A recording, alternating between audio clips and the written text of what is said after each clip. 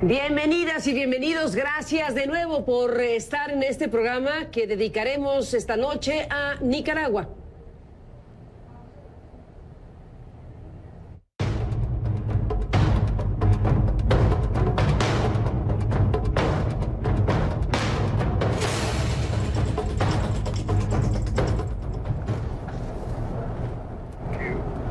Bienvenidas y bienvenidos, gracias nuevamente por estar en este programa. Estamos siguiendo paso a paso lo que ocurre en Nicaragua, especialmente en las últimas horas. Vamos a iniciar con un enlace con nuestro compañero Mario Medrano desde Nicaragua, que nos tiene los últimos acontecimientos. Adelante con esta información. Militantes sandinistas y trabajadores del Estado que participaron este miércoles en una caravana vehicular en apoyo al presidente Daniel Ortega rechazaron la resolución aprobada por el Consejo Permanente de la Organización de Estados Americanos. En la resolución aprobada este miércoles, condenan los actos de violencia, la represión, violaciones a los derechos humanos y abusos por parte de policías y parapolicías. Urgen al Estado a tomar medidas para investigar denuncias registradas en los informes de la Comisión Interamericana de Derechos Humanos y del Alto Comisionado de Naciones Unidas para los Derechos Humanos e instan a retomar el diálogo nacional. Es que ellos no tienen nada que ver con Nicaragua. Nosotros tenemos que resolver nuestros problemas. Y la OEA no tiene nada que ver. La OEA debe preocuparse por los problemas que hay en otros países. El presidente Daniel Ortega, en una entrevista concedida a la cadena Deutsche Welle y publicada este 8 de septiembre, afirmó que no dará seguimiento al diálogo bajo la mediación de los obispos, a quienes señala de golpistas. El diálogo fue suspendido el 25 de junio por falta de consenso. Ortega dijo que el diálogo se realiza desde las bases de su partido político, una posición que lamentaron los obispos de la Iglesia Católica. Ellos fueron los que comenzaron esto, ellos fueron apañadores junto con los sacerdotes. Entonces aquí vamos a luchar hasta las últimas consecuencias, pero aquí el comandante se queda y se quedó. En una entrevista difundida este lunes por la cadena France 24, el presidente Daniel Ortega acusa a Washington de financiar un intento de golpe a su gobierno. Mostró interés en conversar con el presidente de Estados Unidos, Donald Trump, y no descartó la posibilidad de viajar a Nueva York para participar en el 73º periodo de sesiones de la Asamblea General de las Naciones Unidas a finales de septiembre. Las protestas antigubernamentales iniciaron en abril pasado inicialmente ante una fallida reforma a la Ley de Seguridad Social, las que luego escalaron a la petición de elecciones adelantadas, cambios en el sistema democrático y justicia para las víctimas mortales. La Comisión Interamericana de Derechos Humanos suma 322 muertos desde el inicio de las protestas. El gobierno reconoce 198 fallecidos. Para CNN, Mario Medrano, Managua. Gracias, Mario Medrano, con esta información que nos da de los últimos acontecimientos y desde luego damos cuenta también de la caravana, de la masiva caravana de paz que recorrió, según las informaciones que hemos podido tener, el sector occidental y sureste de la capital. Estamos siguiendo de cerca también estas manifestaciones públicas allá en Nicaragua. Y desde luego lo que ha ocurrido en el Consejo Permanente de la Organización de Estados Americanos, que aprobó una resolución sobre los acontecimientos recientes en Nicaragua, propuesta por el grupo de trabajo, 19 votos a favor, 4 en contra, 9 abstenciones y 2 ausentes. Estamos hablando de esta sesión donde participó el representante de Nicaragua en la OEA, Luis Ezequiel Alvarado, que dijo cosas como esta. El gobierno de Nicaragua expresa su más enérgico rechazo a la maniobra injerencista del denominado Grupo de Trabajo del Gobierno de los Estados Unidos, en contubernio con algunos países que conforman este Consejo Permanente. Les repetimos y reiteramos una vez más que el Gobierno de Nicaragua no lo reconoce, no existe, y les manifestamos que no tenemos nada que responderles. Exigimos respeto a la soberanía nacional del Estado nicaragüense, a su dignidad como nación libre y soberana en el concierto de las naciones del mundo. Basta ya de seguir atacando al pueblo y gobierno nicaragüense sobre la base de cualquier pretexto, mentira y argucia para desestabilizar al gobierno de reconciliación y unidad nacional, a fin de remover al gobierno legítimamente electo por el pueblo de Nicaragua. a los hermanos países de la región que insisten en asociarse a las directrices norteamericanas golpistas, desestabilizadoras e injerencistas en los asuntos internos de Nicaragua, les invitamos y exhortamos respetuosamente a que cesen su actitud hostil e inamistosa en contra del gobierno de Nicaragua, que es un país amigo de todos ustedes.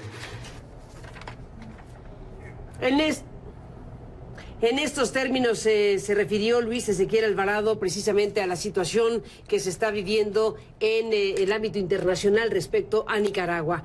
Está en México, en la Ciudad de México, Víctor Agustín Cuadras, que es estudiante de la carrera de Ingeniería Química de la Universidad Nacional de Ingeniería.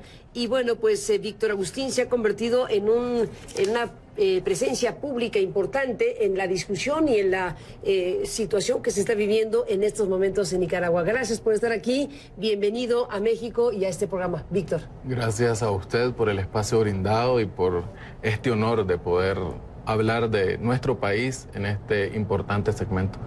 Dime una cosa, ¿cómo defines lo que está pasando en Nicaragua? Acabamos de oír al representante del gobierno nicaragüense en la OEA, el pronunciamiento que está haciendo este organismo internacional. Hay muchos elementos a la mesa. ¿Cómo lo ve alguien como tú? Bueno, la constitución política de nuestro país afirma que el Estado es garante de salvaguardar la vida, la integridad física de los ciudadanos de Nicaragua. Y a partir del 18 de abril, la relación entre el Estado y el pueblo se ha roto, dada la continua represión, la brutal ola de muerte que la dictadura ha orquestado en contra de los que nos hemos manifestado de forma pacífica, exigiendo... ¿Dictadura ya le llamas? Correcto. A ver. Un Estado en el que no hay democracia, en el que no existe la institucionalidad, en el que se asesina al pueblo solamente por exigir sus derechos más fundamentales, no es una democracia, es un régimen, es una dictadura. No hay suficientes pruebas que hacen ver ante el mundo que Daniel Ortega y Rosario Murillo son autócratas. Bueno, si tomamos el discurso oficial y el representante en la OEA lo dijo con todas sus letras, se está planteando una suerte de injerencismo, se está hablando de la intervención, incluso se habla de los Estados Unidos. ¿Qué dices de eso?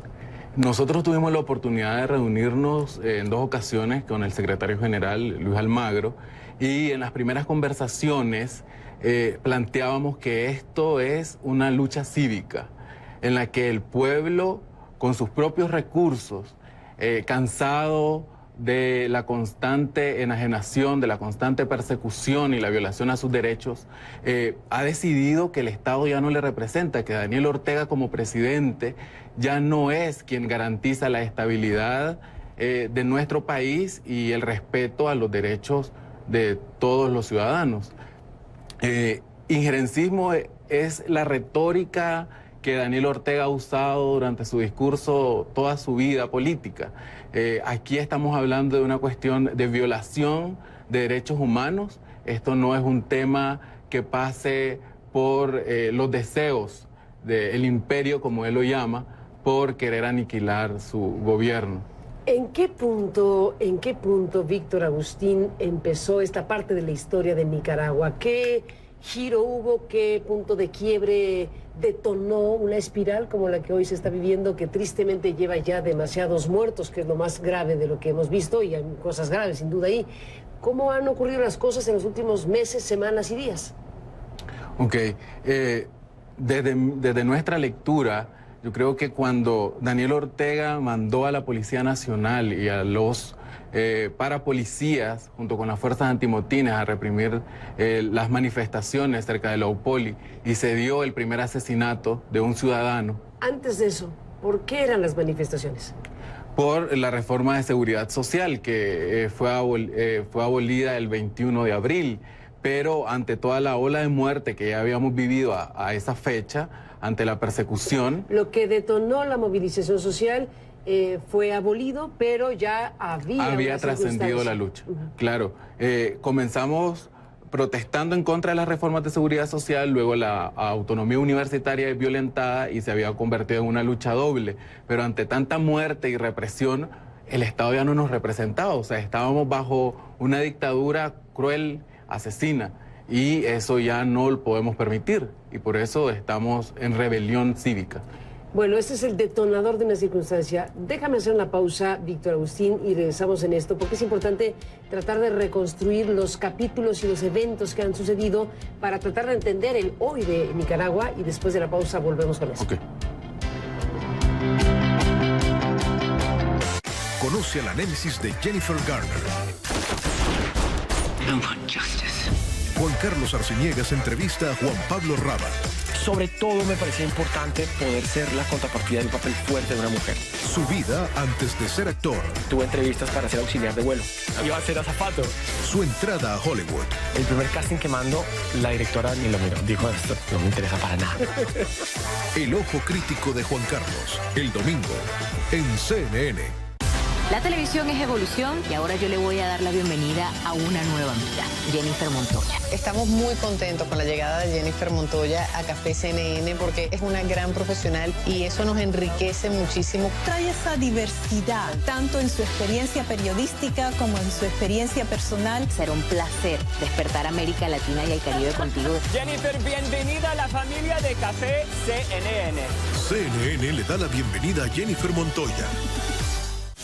En Mercado Sur buscamos descubrir las oportunidades de negocios, los trabajos del futuro y los talentos más exitosos de nuestra región. El sábado te presentamos a Dante Choi, el dueño de una de las compañías líderes en diseño de electrodomésticos. Conoce a Simio, el personaje que le explica a los niños qué es la quimioterapia. Y la feria gastronómica más importante de Perú se globaliza.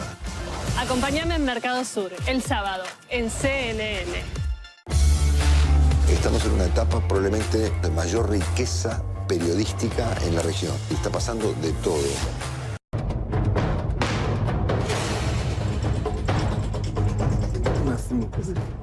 Regresamos en esta conversación esta noche con Víctor Agustín Cuadras, estudiante de ingeniería allá de la Universidad Nacional en Nicaragua. Y bueno, te pedí este ejercicio de recuento rápido, de descripción secuencial de qué capítulos ha habido, ya nos dijiste qué detonó y en qué punto se encuentra ahora Nicaragua. Pero bueno, ¿cómo se ha vivido este proceso para llegar al punto en el que estamos? Si uno se va hasta 1990, cuando Ortega pierde las elecciones en contra de doña Violeta Barrios de Chamorro, se da cuenta que el Frente Sandinista, dirigido por Ortega, se convierte en un partido que comienza a gobernar desde abajo y desestabiliza a los demás gobiernos. Es así como Ortega y Alemán firman un pacto secreto a finales del siglo pasado y acuerdan una división de poder, ¿verdad?, que le permite a Ortega jugar con una mayor posibilidad de llegar a la presidencia. Ortega pasó 16 años intentando tomar nuevamente el poder presidencial. Cuando lo consiguió en el 2006, con elecciones fraudulentas, hay suficiente evidencia que se puede estudiar al respecto, llega al poder y comienza a manipular la constitución política a su antojo para poder reelegirse. Y comienza a perderse en Nicaragua de forma consecutiva la institucionalidad de todos los poderes del Estado. Y hemos llegado hasta este punto en el que en Nicaragua no existe ningún poder independiente. La constitución política ha sido manipulada de tal forma que ya no garantiza las libertades ciudadanas y estamos ante un Estado totalmente arbitrario, vertical y sumamente hegemónico. ¿El intento de diálogo nacional fue genuino? ¿Realmente era posible que se pudieran sentar a la mesa las partes confrontadas, imaginando un proceso electoral que permitiera transitar hacia otro lado, ya en otra circunstancia? Sí fue genuino porque Ortega no se hubiese sentado a negociar con nadie si no se hubiese sentido acorralado. Y el pueblo lo acorraló. La sublevación civil en las calles, los tranques y las barricadas pusieron en jaque a Ortega. Lamentablemente, él, con el poder de las armas, desarticuló toda esta estructura, ¿no?, que lo mantenía acorralado políticamente hablando. Lo que ha sucedido con el diálogo es algo particular, porque Ortega hace unos días en una entrevista admitió que el diálogo no tuvo éxito porque fue televisado. Ortega está acostumbrado a pactar, a hablar entre 2 o 3 partes máximo, teniendo el control de la negociación, y él no tenía el control de la negociación en el diálogo nacional. Cuando llegamos al diálogo, todo el sector que representaba al pueblo nicaragüense fue muy claro con sus propuestas, y había todo un estudio sobre la ruta electoral, sobre cuáles eran los puntos que se tenían que seguir para conseguir unas elecciones adelantadas que tuvieran un mínimo de credibilidad. Pero obviamente Ortega no accedió en ningún momento a anunciar un adelanto de elecciones. Entonces, dejó en algún punto la puerta de la posibilidad, ¿cierto? Sí, pero es que en realidad su voluntad política para negociar verdaderamente no ha existido en lo absoluto. Y es por eso que nosotros hemos hecho un trabajo internacional que ha rendido frutos en cuanto a la denuncia del régimen, buscando que se le cierren más puertas para que se vea obligado a sentarse a la mesa ante la presión internacional y ante la presión que se ejerce de las calles en Nicaragua. Ahora, estamos viendo los organismos internacionales. ¿Cómo ves al final lo que está pasando en la OEA, en la ONU, la propia participación de la representación de Ortega a nivel internacional? Bueno, los representantes de la OEA por parte de Nicaragua siguen un guión que viene desde el Carmen, escrito por Rosario Murillo, y podemos escuchar cómo en las tres sesiones del Consejo Permanente han repetido casi el mismo discurso, cambiando algunas cuantas palabritas. Pero en realidad el pueblo de Nicaragua no se siente representado por lo que diga el canciller. Sabemos que es un títere de la dictadura. El trabajo que ha hecho la OEA es, desde el punto de vista del pueblo nicaragüense, aplaudible. Nosotros nos hemos sentido respaldados por el trabajo que ha hecho la OEA, por el trabajo que ha hecho la CIDH, la Oficina del Alto Comisionado para Temas de Derechos Humanos de las Naciones Unidas. Emitieron un informe contundente que responsabiliza al Estado por todas las muertes, las agresiones, las violaciones, las torturas, y cada vez más queda en evidencia que estamos frente a una cruel dictadura en mero siglo XXI. La OEA, bueno, le está pidiendo, exigiendo, lo que quieras, la palabra que corresponda, a Ortega que reanude el diálogo y que acepte una comisión de representación de alto nivel de derechos humanos de la ONU, del alto comisionado, ahora alta comisionada de derechos humanos de Naciones Unidas. ¿Piensas que eso será atendido, que será recibido por el gobierno de Ortega como posible? Que reciba una misión si acaba de quebrar, digamos, esa posibilidad. En este preciso momento no lo veo de esa forma. ¿No ves que sea factible? Que el llamado de la OEA yo no creo que lo acepte. Yo no creo que lo acepte porque está persiguiendo, encarcelando, torturando a una gran cantidad de líderes universitarios, campesinos, sociedad civil organizada. Ha comenzado una persecución selectiva y él apuesta por desaparecer. ¿A qué le llamas persecución selectiva? ¿Con qué cosa puedes demostrar eso o hablar de eso? Hacer desaparecer a 5 líderes universitarios en un día, eso es persecución selectiva. ¿Eso ocurrió? Claro, eso ha estado ocurriendo desde hace más de un mes, desapareciendo a muchos liderazgos importantes en Nicaragua. Y ¿jóvenes? Jóvenes, campesinos, ex combatientes históricos del Frente Sandinista que apoyaban la lucha popular. O sea, ha comenzado a poner precios sobre ciertas cabezas y están todos encarcelados con un proceso judicial. ¿Cuántos jóvenes hoy están encarcelados en Nicaragua? En este momento la cifra se maneja de 1.200 desaparecidos y estos es en base a un informe de la Asociación Nacional Pro Derechos Humanos con un corte del 18 de abril al 2 de septiembre, y estos desaparecidos pueden estar en cárceles clandestinas, en el Chipote, y algunos de ellos han aparecido y asesinados. El caso de nuestro amigo Keller Pérez Duarte. Es una situación en la que claramente... ¿Universitario? Estudiante universitario que apoyaba las protestas. y apareció asesinado. En la Cuesta del Plomo.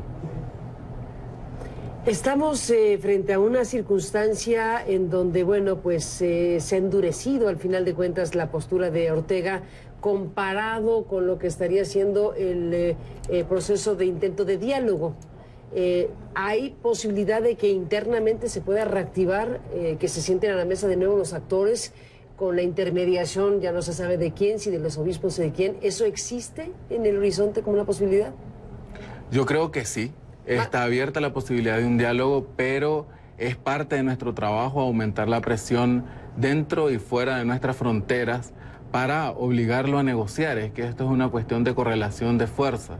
Hay que ponerlo en jaque para que pueda sentarse a negociar. O sea, Ortega no se va a sentar si no se siente débil, si no ve la necesidad de hacerlo.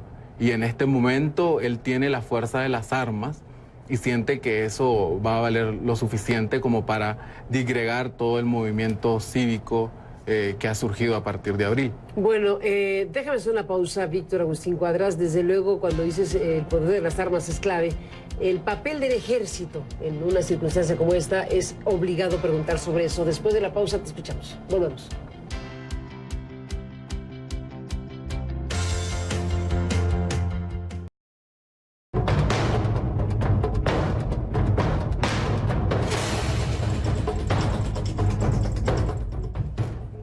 Entramos en la parte final, Víctor Agustín Cuadras, en esta conversación como estudiante, como ciudadano de Nicaragua, como una figura pública que te has convertido al final de cuentas en estos últimos meses y semanas.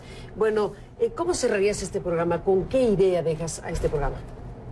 Bueno, lo que sucede en Nicaragua es una muestra de cómo es la verdadera democracia, cómo se construye verdadera democracia, que parte del pueblo, parte de las bases.